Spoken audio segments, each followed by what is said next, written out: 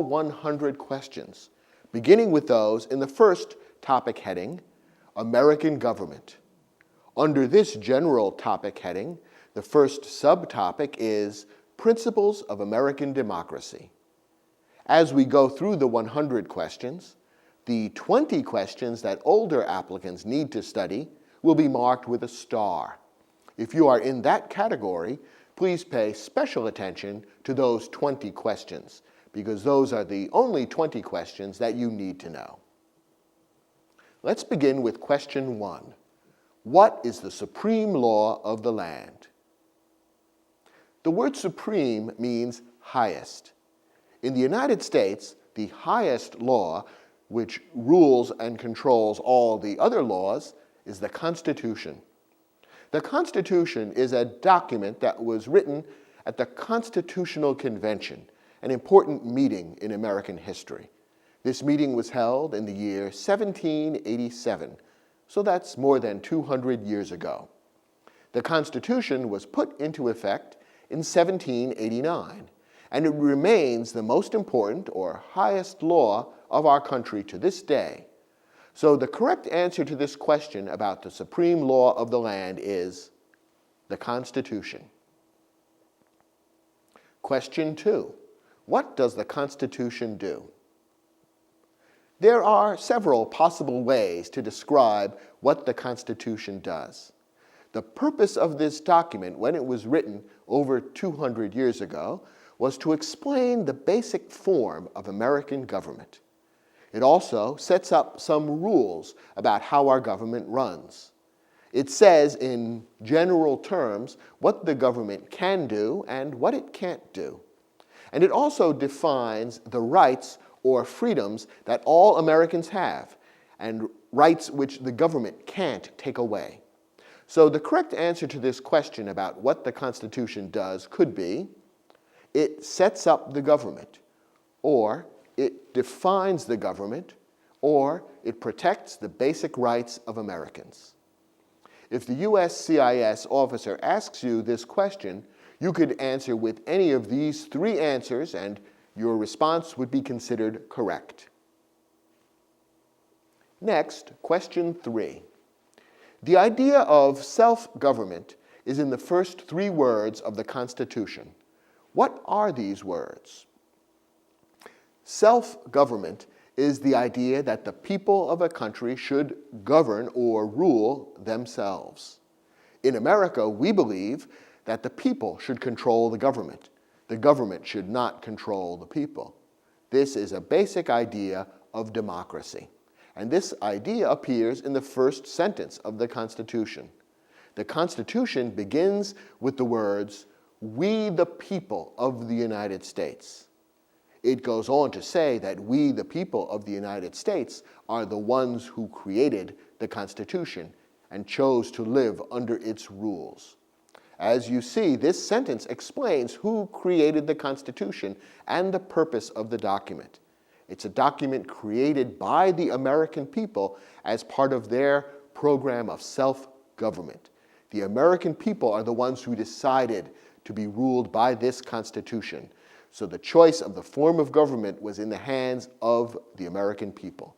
So the correct answer to this question about the idea of self-government and how it is embodied in the first 3 words of the Constitution, the correct answer is, we the people.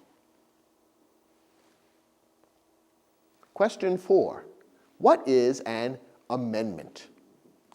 To amend something is to change it. So an amendment is a change.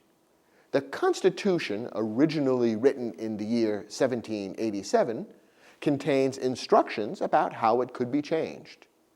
This is important because from time to time, the people of the United States have decided that it was necessary to make changes in our form of government. After all, a lot has happened in the world in the last 200 years, and sometimes people decide that it's necessary to make some changes in the way the government works so that it would work better in modern times. These changes to the Constitution are called amendments. So the correct answer to this question about what is an amendment is a change to the Constitution or an addition to the Constitution? Either of these answers would be considered correct on your citizenship test. Question 5. What do we call the first 10 amendments to the Constitution? The Constitution has actually been amended a number of times in its history. The first 10 amendments to the Constitution have a special place in the story of our government. At the time the Constitution was written, some Americans worried that it gave too much power to the central government. The men who wrote the Constitution wanted to deal with this worry. They agreed to add 10 amendments to the Constitution soon after it went into effect. These amendments name certain specific rights that all Americans have, and they limit the power of government in order to make sure that government can't take away those rights. This group of 10 amendments has its own name, which is the answer to this question. The correct answer to the question, what do we call the first 10 amendments to the Constitution, is the Bill of Rights. Question 6. What is one right or freedom from the First Amendment? Notice the star next to this question. This is one of the 20 special questions that applicants over 65 are required to study. So that tells you that the United States considers this question one of the most important ones for all citizens to know. The First Amendment, which is part of the Bill of Rights, lists several rights or freedoms that all Americans have and which the government cannot take away. These rights include freedom of speech, which is the right to say what you want without fear of being silenced or punished. Freedom of religion.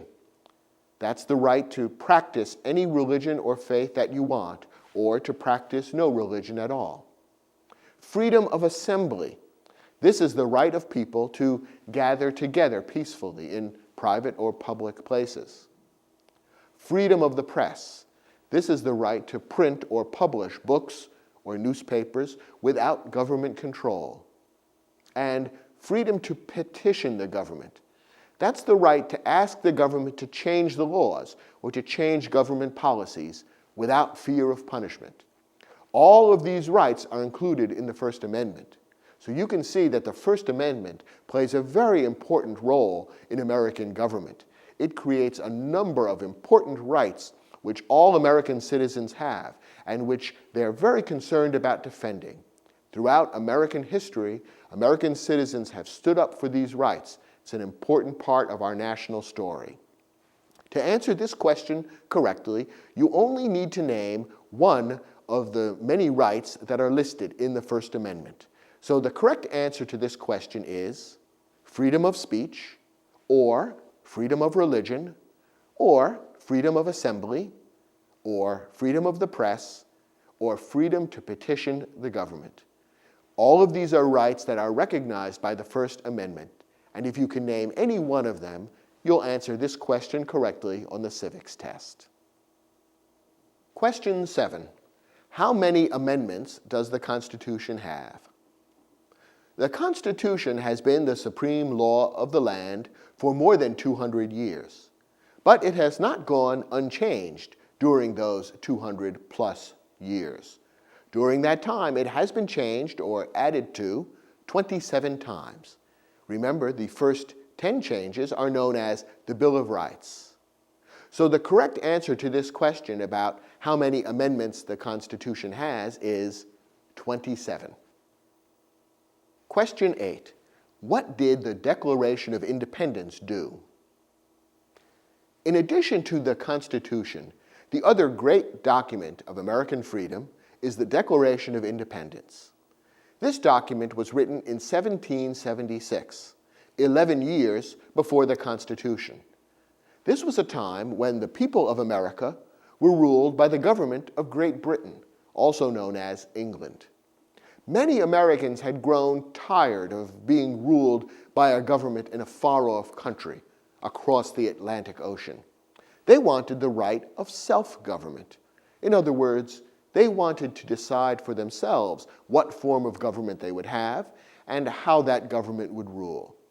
So many of the American people got together, demanded freedom from Great Britain, and fought for that freedom. The Declaration of Independence is a document that was written to explain why the Americans were demanding their freedom.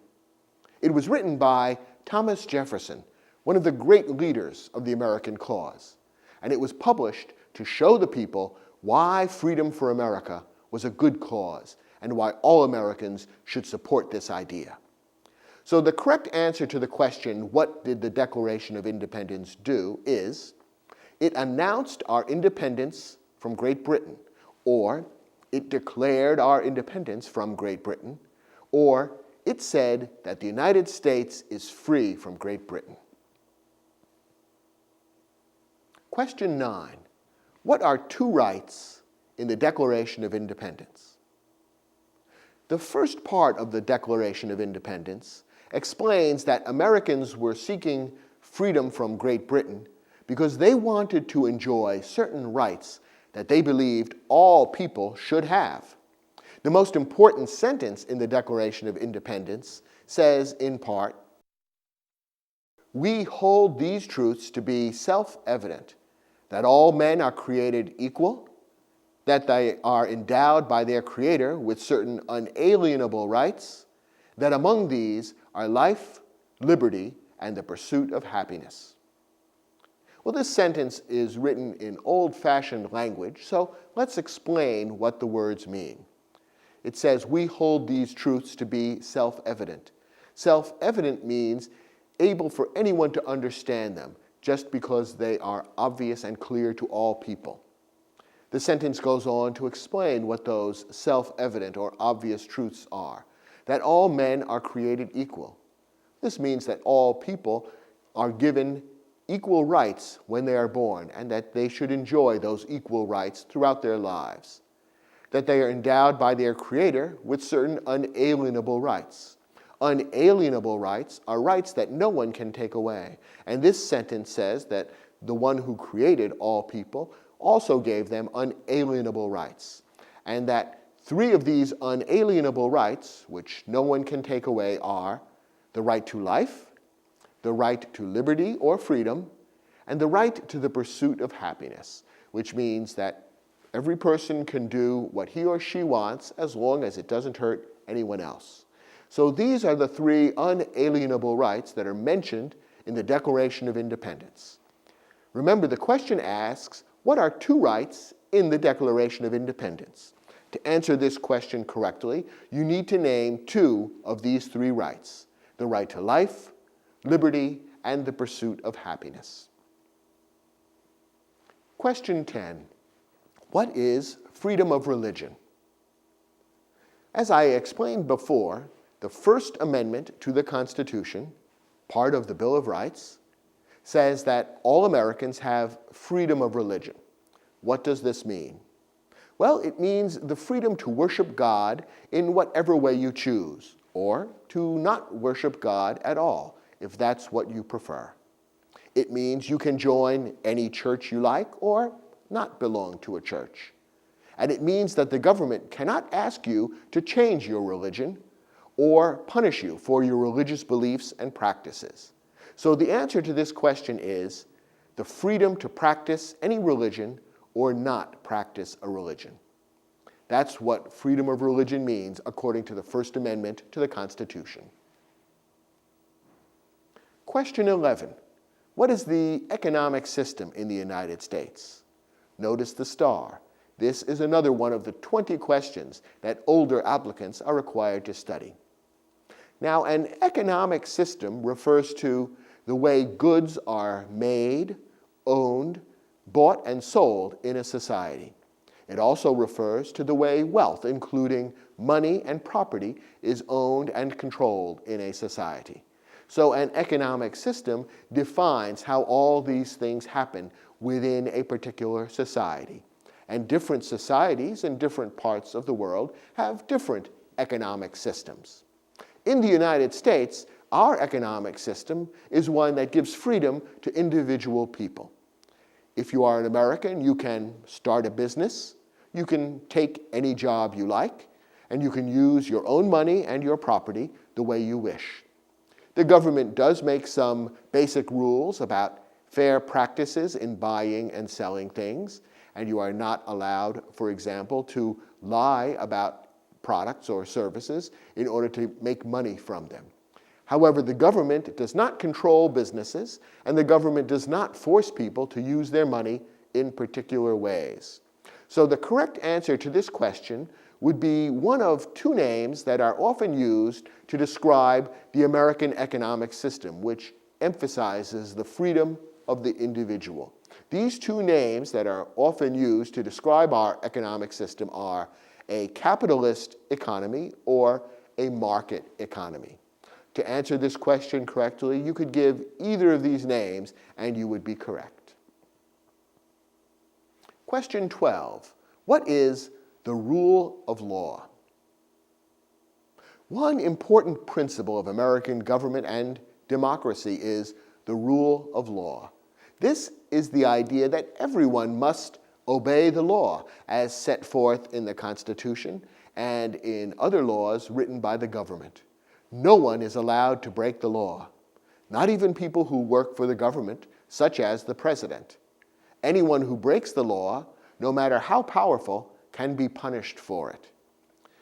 This was an important principle for the founders of our country to include in the Constitution, because under old systems of government, such as the one used in Great Britain, certain people, such as the king, were considered greater than the law. The king of Great Britain often claimed the right to disobey the law or to break the law without being punished. Under the American system of democracy, this is not permitted. Everyone must obey the law, even the highest officers in the land. So the correct answer to this question would be any way of stating this principle of the rule of law. Four good answers are: everyone must follow the law, or leaders must obey the law, or government must obey the law, or no one is above the law. Just remember any one of these sentences and you'll be able to answer this question correctly. Now, the second subtopic in the civics test is called the system of government. It includes questions about the parts of American government and what they do. Let's take a look at some of the questions that you may be asked about the system of government. Question 13. Name one branch or part of the government. You see that this is a question with a star, so it's one of the 20 most important questions that older applicants must be prepared to answer. The national government of the United States is also called the federal government. The federal government includes three branches or parts, which are named and described in the Constitution. The first branch is Congress, also known as the legislative branch. This branch has the job of writing the laws. The second branch is the executive branch. The executive branch is headed by the president, and it includes the people the president appoints or names to help run the executive branch. The executive branch has the job of carrying out the laws. The third branch is the courts, also known as the judicial branch. The judicial branch settles disputes among Americans. The judicial branch also reviews laws and may overturn laws that are found to go against the Constitution. So to answer this question correctly, you need to name any one of these three branches. So you could answer Congress, or legislative, or president, or executive, or the courts, or judicial. Any of these expressions would be considered a correct description of one of the branches of the federal government. Question 14. What stops one branch of government from becoming too powerful? One reason our Constitution set up three branches of government was to divide the powers of government among three groups of people. The idea was to keep any one person or group of people from becoming too powerful. This idea is known by two names. One name is checks and balances. To check something can mean the same as to stop it or to block it. And when two or three things are balanced, they weigh the same amount. So the words checks and balances mean that the three branches of government have equal power, and they can stop one another from doing things that may harm the country. So people sometimes refer to checks and balances as a principle that explains why we have three branches of government, so that they can prevent one another from becoming too powerful or doing anything that is wrong. The other name for this idea is separation of powers. By separating or dividing the many powers of government, the people who wrote the Constitution hoped to keep any person or group of people from holding too much power. Separating or dividing the powers meant that no one would have too much power. So the right answer to this question would be to name either of these two groups of words that define the principle underlying the three branches of government. You could answer the question correctly by saying checks and balances, or by saying the separation of powers. Question 15. Who is in charge of the executive branch? As I mentioned before, the president is the head of the executive branch. He or she is in charge of the thousands of workers who help run this branch of government. They carry out many jobs of government, from building roads and bridges, to inspecting foods to make sure they're healthy to eat, to running the national parks. So the right answer to this question, who is in charge of the executive branch, is the president. Question 16, who makes federal laws? Federal or national laws are made by the legislative branch of government. Specifically, they're made by a group of people who are elected to serve in a body or group called the Congress. The Congress has two parts, the Senate and the House of Representatives. So a correct answer to this question could be to name any of these groups which participate in making federal laws. A correct answer for this question could be the Congress, or the Senate and House of Representatives, or the U.S. or national legislature. Any of these would be a correct answer to the question, who makes federal laws? Question 17, what are the two parts of the U.S. Congress? This is a question with a star, so it's one of the most important questions which older applicants are required to know. I just mentioned the two parts of the Congress. The correct answer to this question is the Senate and the House of Representatives. Question 18. How many U.S. senators are there? Each state in the United States is represented by 2 senators. This is true no matter how large or small the state is. It's also true no matter how many people live in the state. Since there are 50 states in the United States, the total number of senators is 50 times 2, or 100. So the correct answer to the question, how many U.S. senators are there, is 100. Question 19. We elect a U.S. senator for how many years? The Constitution specifies how many years a senator is elected for. A senator is elected for a term of 6 years. So the correct answer for this question is 6. Question 20. Who is one of your state's U.S. senators now? This is a question with a star, so if you are an older applicant, it's one of the questions you'll need to know the answer to. Now, the answer to this question will vary depending on which state you live in and who was elected the last time your state held elections for senator. Remember that each state has 2 U.S. senators. You can find out the names of your state's senators by visiting the website shown in your study guide. Now, if you live in the District of Columbia or in a U.S. territory such as Puerto Rico, you should answer that the District of Columbia or the territory where you live has no U.S. senators. Only the 50 states have senators. So the answer to this question will vary. Question 21. The House of Representatives has how many voting members? We saw a moment ago that the Senate has 100 members. The House of Representatives is much larger than the Senate. Seats in the House are given to the states based on the population of each state. A state with a larger population will have more members of the House than a state with a smaller population.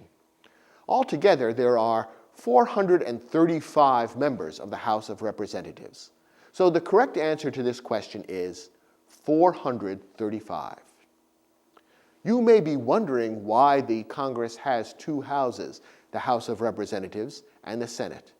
The answer is that during the Constitutional Convention, there was disagreement among the different states as to what the legislative branch of government should be like.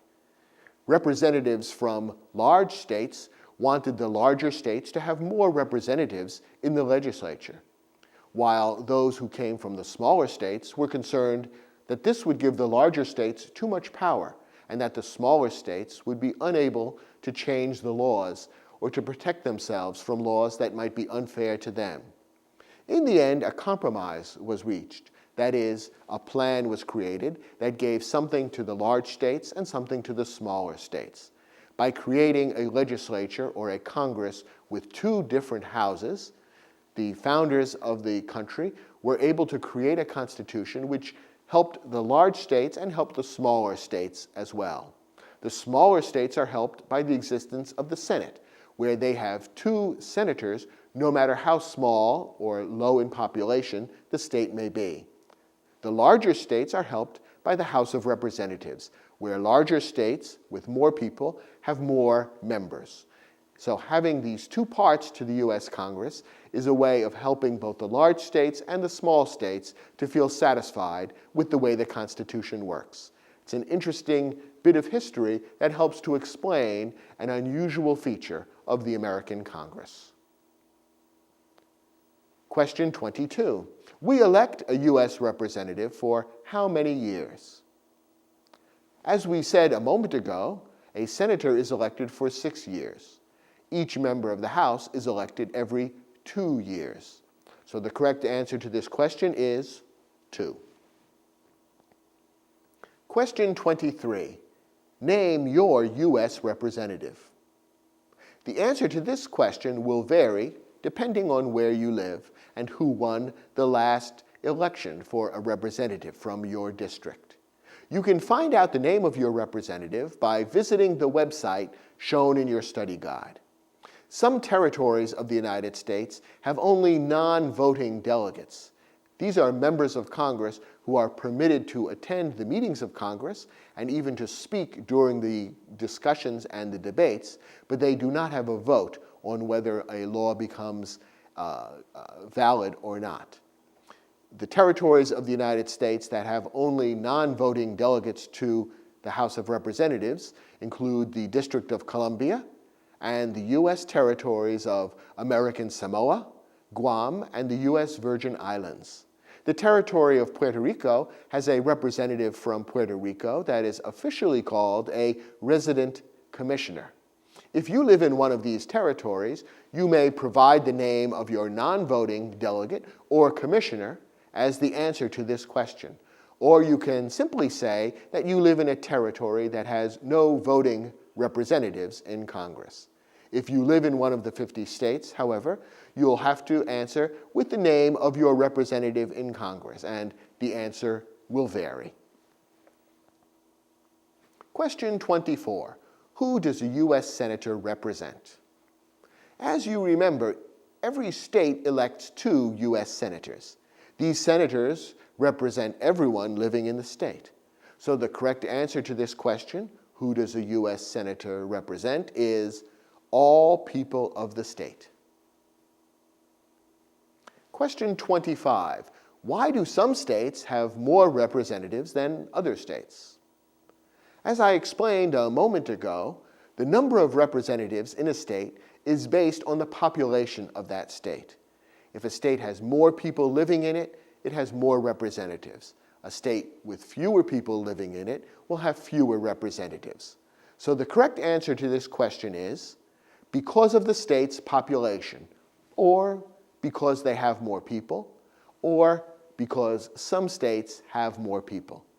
Any expression like this that refers to the population or the number of people living in the state would be considered a correct answer to the question.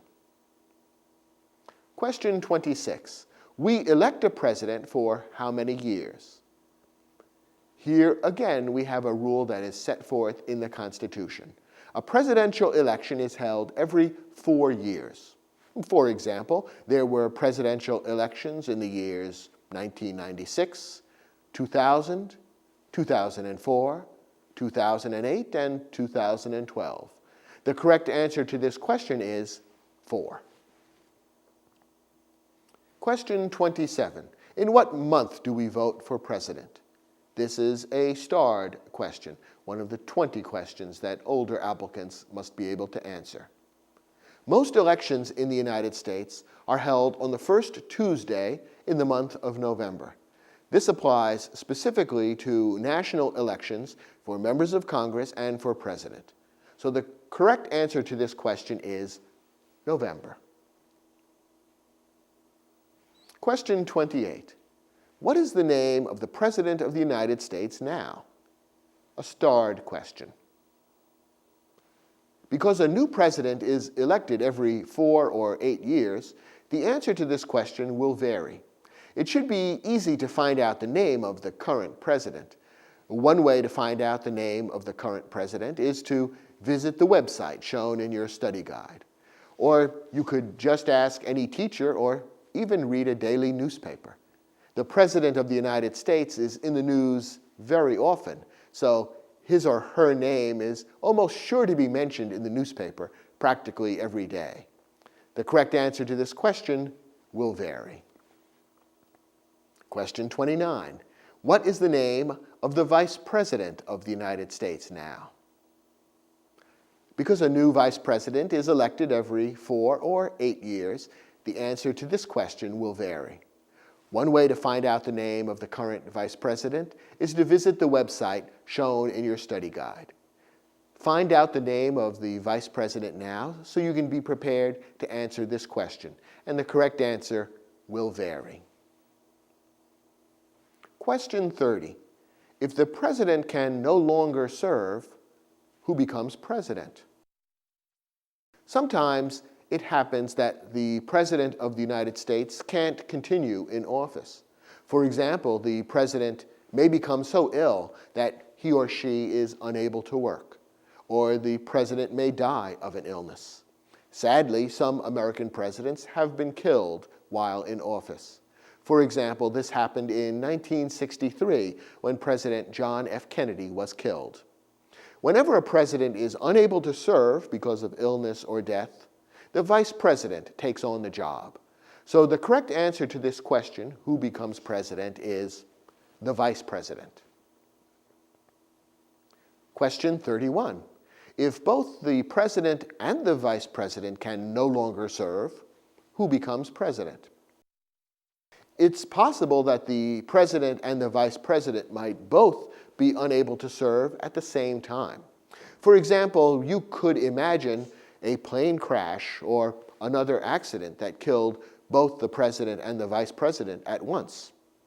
This has never happened in American history, but the Constitution includes a rule as to what would happen if it did occur. In this case, the Speaker of the House of Representatives, who is the most important leader of Congress, would become president. So the correct answer to the question, if both the President and the Vice President can no longer serve, who becomes president, is the Speaker of the House. Question 32. Who is the Commander-in-Chief of the military? The United States has an important tradition. This tradition says that our military, our Army, our Navy, and our other fighting forces must always be controlled by civilian leaders. Remember that civilian means an ordinary citizen, not a member of the military services. In the United States, we believe that civilian officials elected by the people must control our nation's military strength. This tradition is included in the Constitution, which makes the president the leader of the military. It gives the president the title of Commander-in-Chief of the military. So the correct answer to this question, who is the Commander-in-Chief of the military, is the president. Question 33. Who signs bills to become laws? Under the Constitution, two branches of government must take part in creating a federal law. First, the two houses of Congress must pass a bill. A bill is a description of a law before it becomes a law. A majority of the members of the House and the Senate must vote to approve the bill. That is, most of the members of the House and most of the members of the Senate must separately vote to approve the bill, to say that they believe the bill should become a law.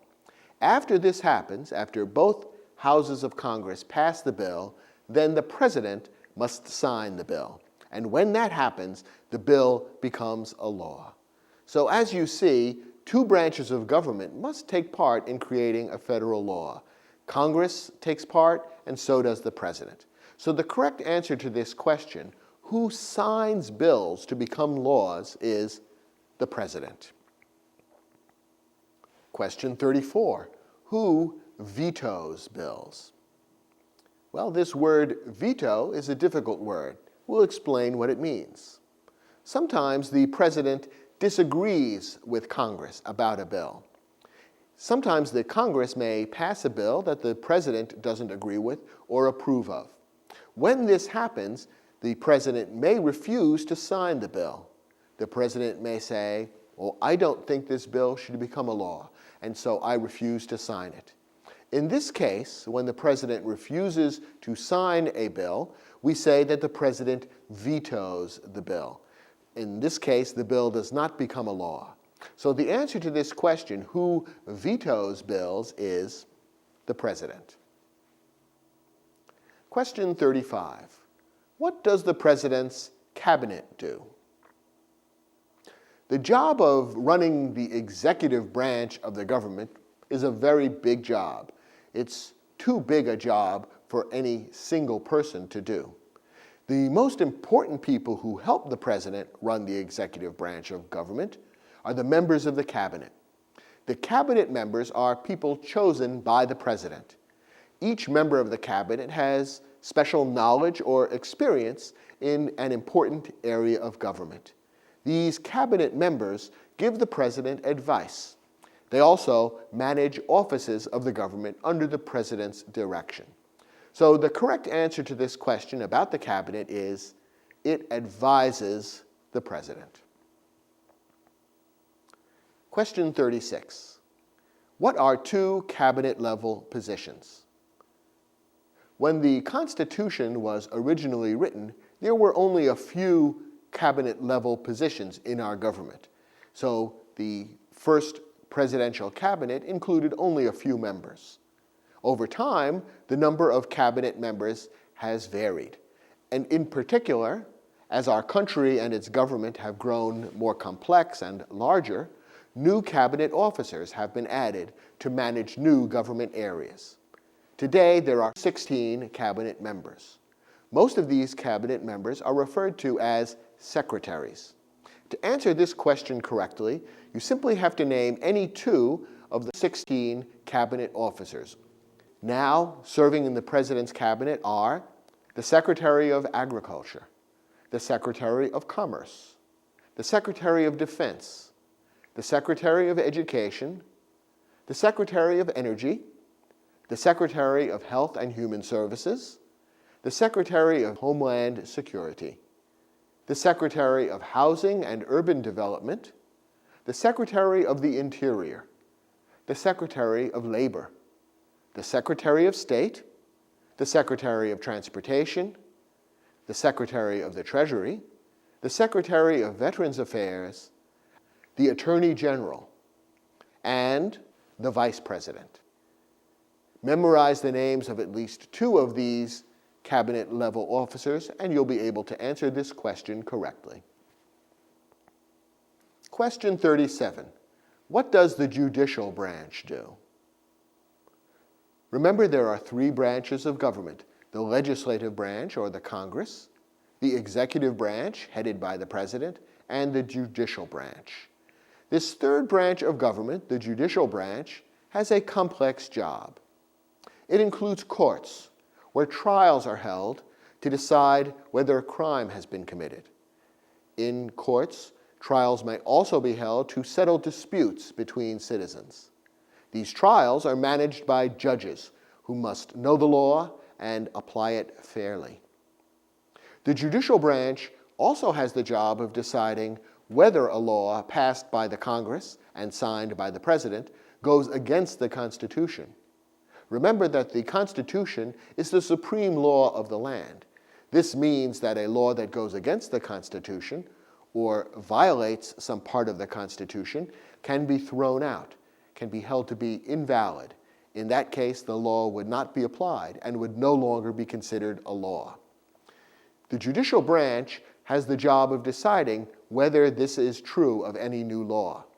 If one or more citizens claim that a law violates the Constitution, they can ask a court to review the law.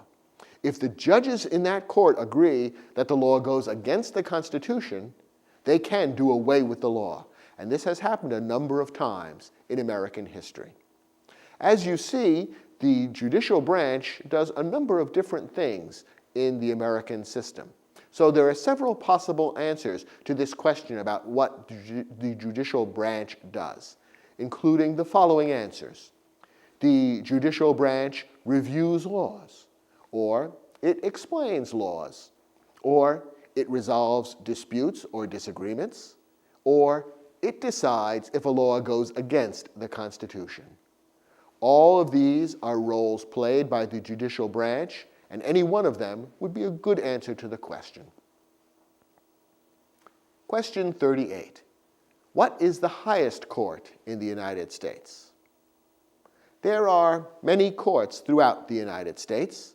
They manage all kinds of criminal cases and disputes among citizens. However, the highest court in the country is the Supreme Court.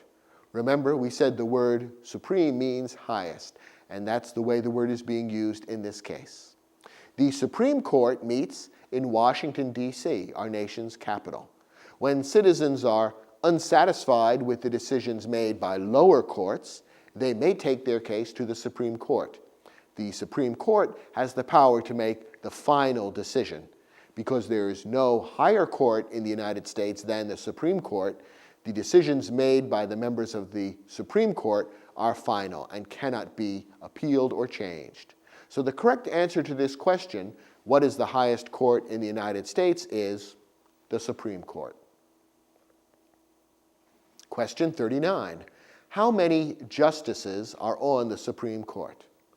There are 9 judges on the Supreme Court. They are also known as justices. These 9 justices are named by the President and must also be approved by the Senate. They make decisions by voting.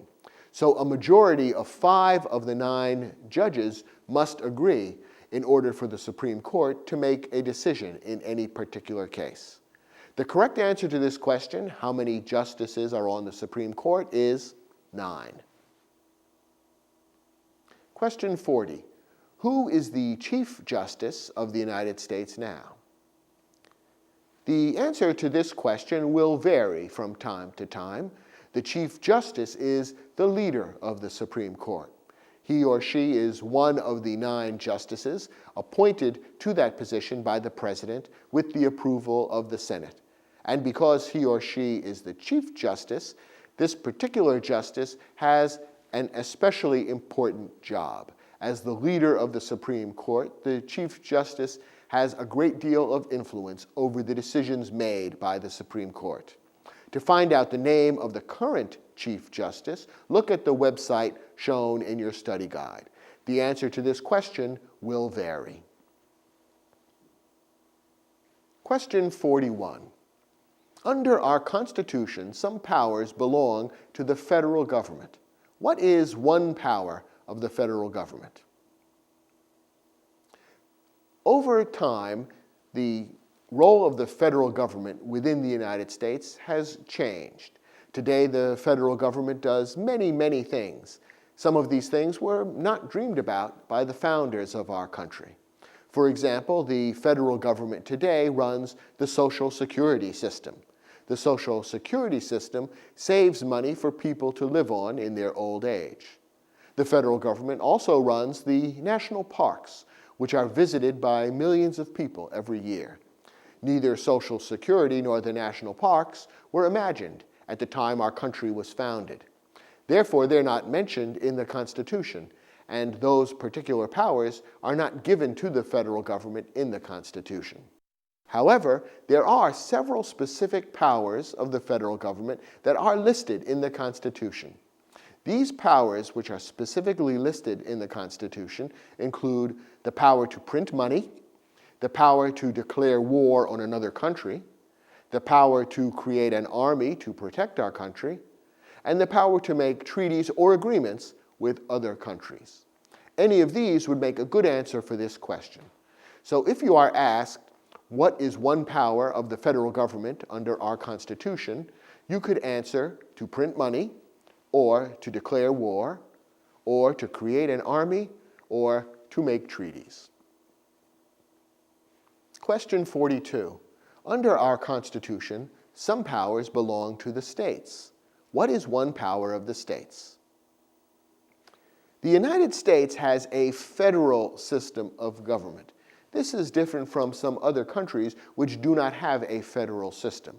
A federal system means that some powers are given to the national or federal government, while others are given to the states or to other levels of government, such as counties or cities.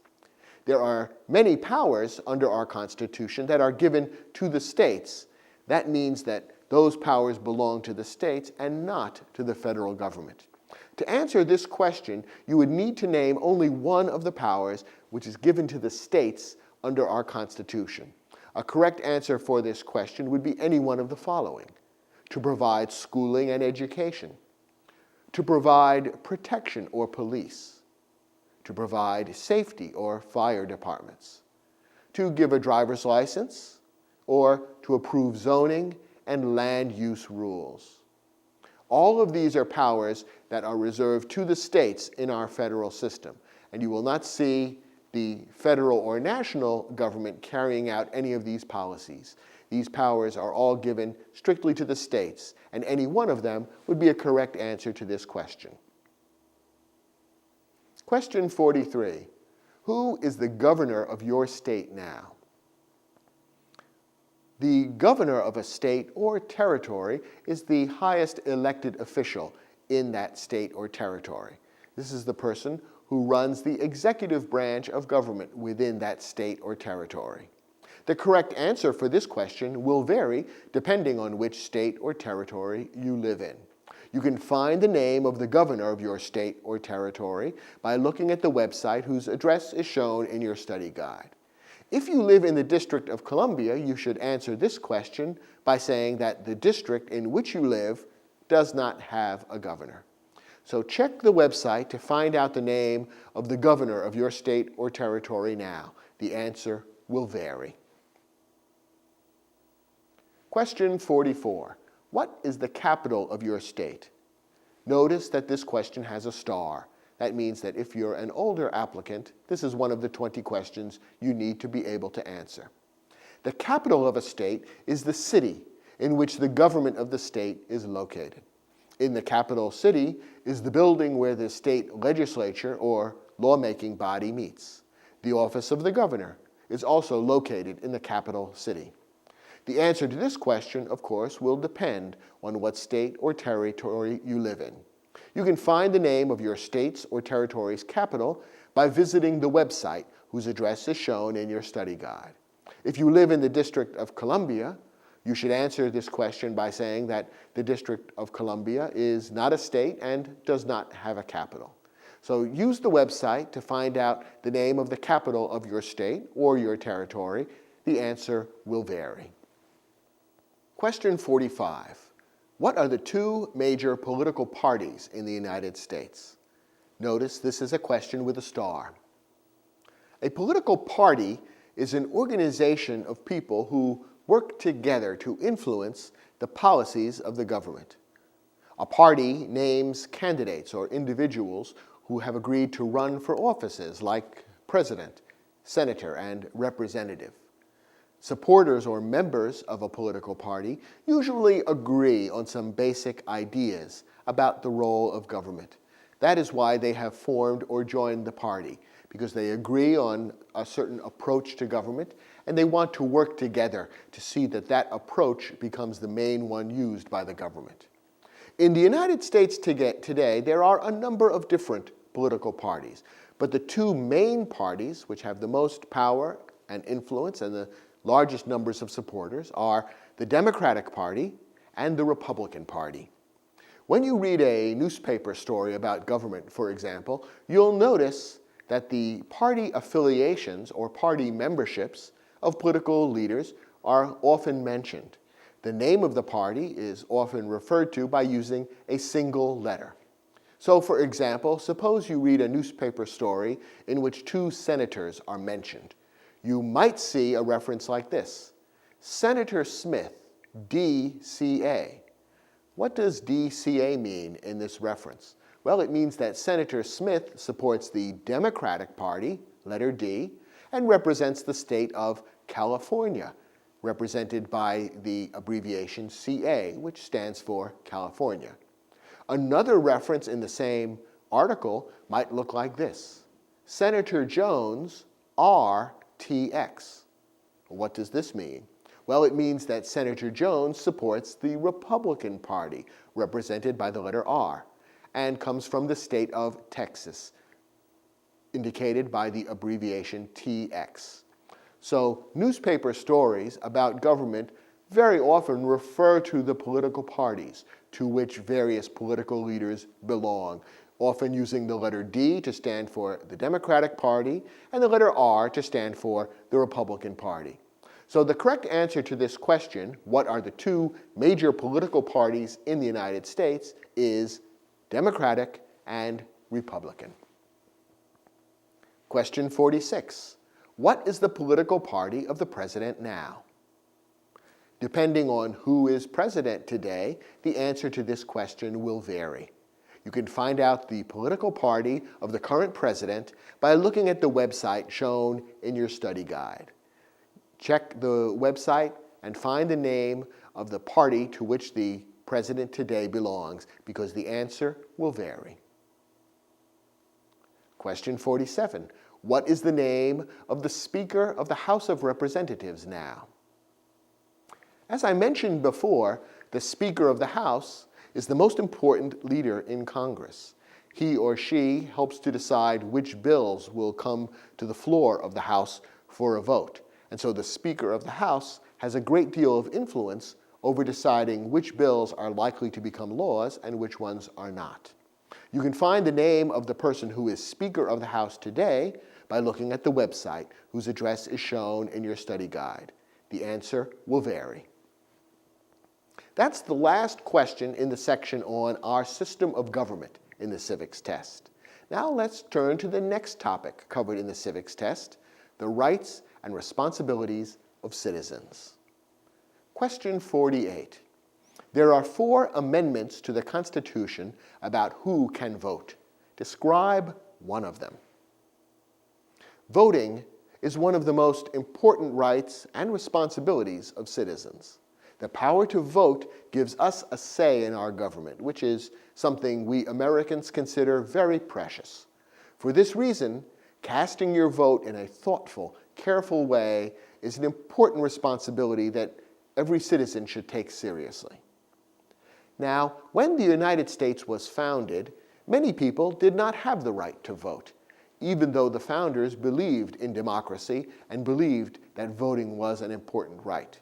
In the early days of the American system, people who did not have the right to vote included women and black slaves. In some states, poll taxes, that is, taxes on voting, were used to make voting expensive, which prevented poor people from voting. So in the early days of the American Constitution, there were quite a few people who did not have the right to vote. Over time, many of these limitations on the right to vote were removed through amendments or changes to the Constitution. So over time, the number of people who are given the right to vote in the United States has grown steadily. So you can answer this question correctly by describing how the right to vote has been expanded by any of the several amendments that have been used to increase the number of people who are eligible to vote. Correct answers would include any of the following. Citizens 18 and older can vote. Or you don't have to pay a poll tax to vote. Or any citizen can vote. Women and men can vote. Or a male citizen of any race can vote. These were provisions of various amendments passed at various times as additions or changes to the Constitution, and any one of these would be a correct answer to this question about how amendments have changed the right to vote in the United States.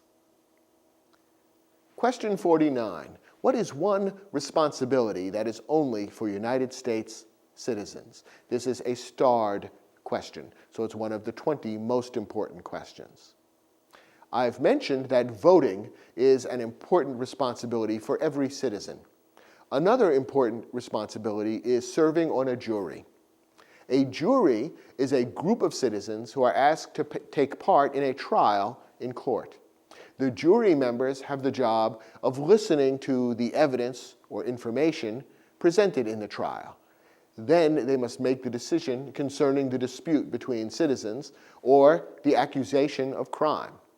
Serving on a jury is an important job. After you become a citizen, if you are asked to serve on a jury, I hope you'll take the responsibility seriously. I hope you'll try hard to listen carefully to the evidence presented in the trial and make the right decision. So the correct answer for this question would be to name either of these two important responsibilities that are reserved for U.S. citizens. You could answer to serve on a jury or to vote in a federal election. These are two responsibilities that U.S. citizens have. Question 50. Name one right only for United States citizens. There are two correct answers to this question. Voting in a federal election is one right that only United States citizens have.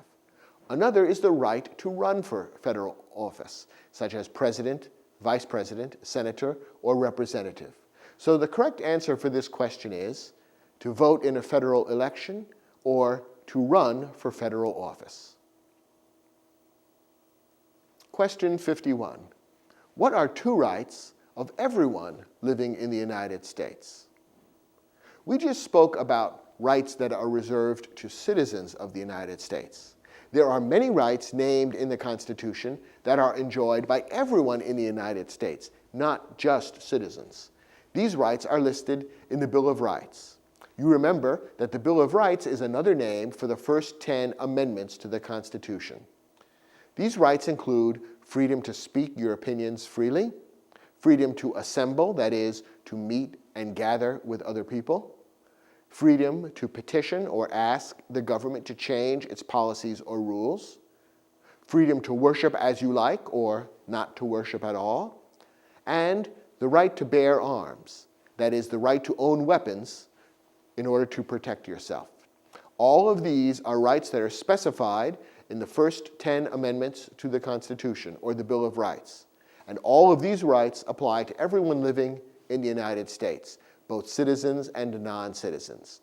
So you can answer this question about two rights of everyone living in the United States by naming any two of the following: freedom of expression, freedom of speech, freedom of assembly, freedom to petition the government, freedom of worship, and the right to bear arms. Question 52. What do we show loyalty to when we say the Pledge of Allegiance? The Pledge of Allegiance is a promise to be loyal to the United States and to the flag, which is the symbol of the United States. To become a citizen, you don't need to know the Pledge of Allegiance or be able to recite the Pledge of Allegiance, but you do need to know what it means. Notice that the Pledge of Allegiance is not the same as the oath of allegiance that every new citizen must take. The Pledge of Allegiance is a short statement of allegiance to the United States and to its flag, and it goes as follows. When you say the Pledge of Allegiance, you usually say it with your hand over your heart to show that you are using the words sincerely. And the Pledge of Allegiance is as follows. I pledge allegiance to the flag of the United States of America and to the republic for which it stands, one nation, under God, indivisible, with liberty and justice for all. The Pledge of Allegiance includes some difficult words. One of the difficult words is allegiance, and allegiance is another word for loyalty.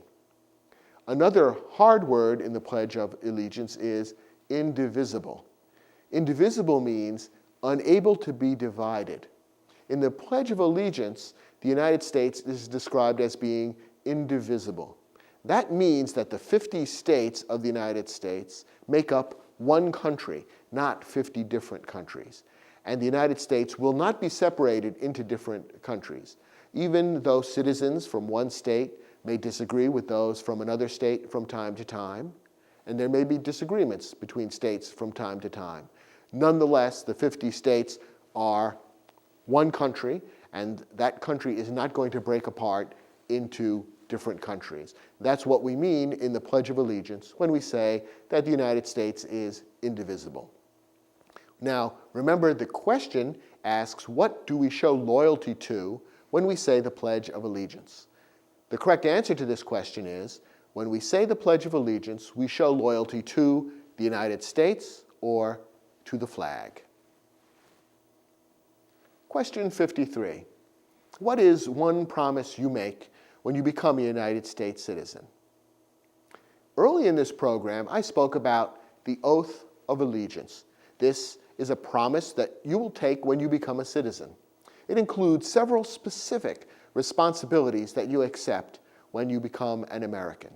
So to answer this question correctly, you can name any one of these responsibilities that you will promise to undertake when you become a citizen. A correct answer would be any of the following: to give up loyalty to other countries, or to defend the Constitution and laws of the United States, or to obey the laws of the United States, or to serve in the U.S. military if needed, or to serve or do important work for the nation if needed, or to be loyal to the United States. Question 54. How old do citizens have to be to vote for president? This is a question with a star, so it's one of the 20 most important questions that older applicants need to know. The 26th Amendment to the Constitution changed the rules about voting in the United States. Before the 26th Amendment was passed, voting ages differed from one state to another. In many states, you had to be 21 years old to vote. There were certain states that allowed younger Americans to vote, but 21 was the age in the majority of states.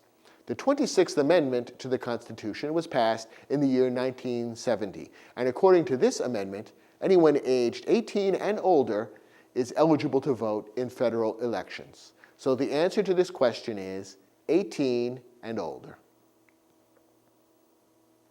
Question 55. What are two ways that Americans can participate in their democracy? The democratic system means that the people are the source of government power. That means that in the long run, over time, our elected leaders are supposed to follow the wishes of the people. So for democracy to work, citizens must speak out about the issues that affect them. They must take part in debates about the questions we face as a nation. And they must let government officials know their feelings and preferences. All of these are ways that Americans can participate in their democracy. By making your opinions known, you make it possible for elected officials to follow the preferences of the American people, which is what democracy is about. So there are many ways that Americans can participate in their democracy, because there are many ways that Americans can express their opinions about issues facing the country. To answer this question, you just have to name two of the many ways that a citizen can express his or her views about important issues. So a correct answer would be any two of the following. Vote. That's one way of expressing your opinions. Join a political party. Help with a campaign, that is, to help a candidate run for office. Join a civic group. Join a community group. Give an elected official your opinion on an issue. Call senators and representatives. Publicly support or oppose an issue or policy. Run for office. Or write to a newspaper. All of these are good ways of expressing your ideas about things our government and our country should or should not do. And so any two of them would be a good answer to the question about two ways that Americans can participate in their democracy. Question 56. When is the last day you can send in federal income tax forms? This question has a star. Another responsibility, aside from voting and serving on juries, that everyone living in the United States has is to pay federal taxes. The taxes we pay support the government, and they provide services that we all rely upon. One of the main kinds of taxes that Americans pay is income taxes. If you earn any money in the United States, you may owe tax on the income you earn. To see whether you owe income taxes, and if so, how much you owe, you must fill out a form with information about your income every year. And this form must be sent to the government by April 15th of the following year. So the answer to this question, when is the last day you can send in federal income tax forms, is April 15th. Question 57. When must all men register for the Selective Service? You recall that the Oath of Allegiance says you will bear arms on behalf of the United States when required by the law. As I explained, this means that a citizen may have to serve in the Army, Navy, or other military forces, especially in time of war. The Selective Service is a government office, and the job of the Selective Service is to call young men to serve in the military when needed. Under current law, all men are required to give their names and addresses to the Selective Service when they turn 18 and before they reach the age of 26. When you do this, it's called registering with the Selective Service. Registering doesn't mean you will be called to serve in the military, but it means you could be called if necessary. And registering with the Selective Service is required of every male citizen.